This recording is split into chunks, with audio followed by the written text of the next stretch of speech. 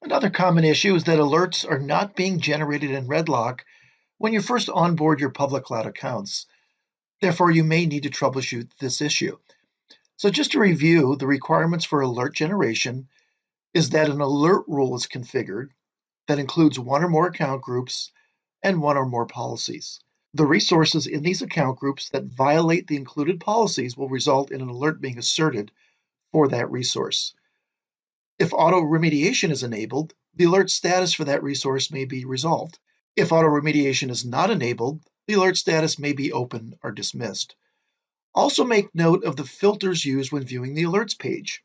The alerts may be filtered for a time range or by cloud accounts, alert status, policy severity, and many additional search criteria.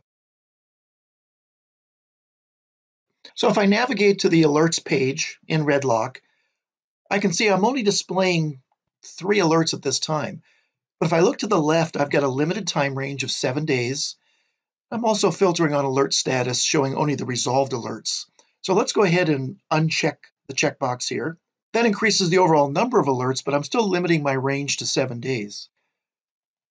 So let's increase the time range here to the last 6 months.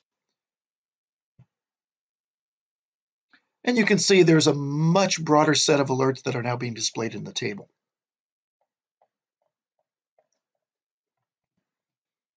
However, if you are still not receiving expected alerts, the next step is to make sure the account groups and policies are included in the alert rule. This can be performed by an examination of the alert rule configuration.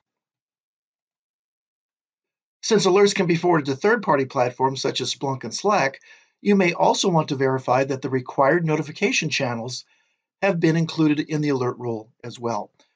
So if we go ahead and look at the alert rules configured for this platform, and let's go ahead and drill down on the send all alerts to Splunk rule.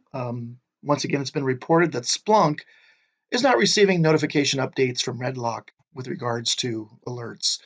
So if we select that, we can step through the workflow, or we could jump by clicking on any one of these steps. I want to verify that my account groups are selected. So this is where I could verify that my desired account groups have been included in this alert rule. I can examine the policies configuration.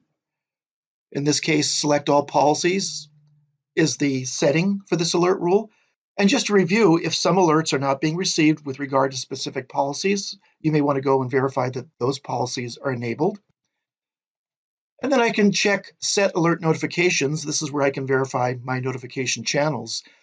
And it turns out that for this rule, despite the fact that it's implied that this is forwarding alerts to Splunk, I can see that Amazon SQS has been configured for the notification channel.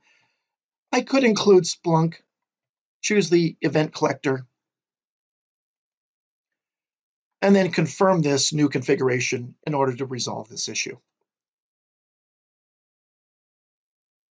And one more common cause that we'd like to make note of if you don't receive the expected alerts for a resource is that the resource may have been deleted from your public cloud environment.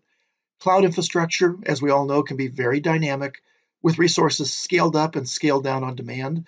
So make note of that. And if you don't see the alerts for any given time interval, if the resources are scaled up again, you may start to see alerts if that resource is in violation of one of your policies.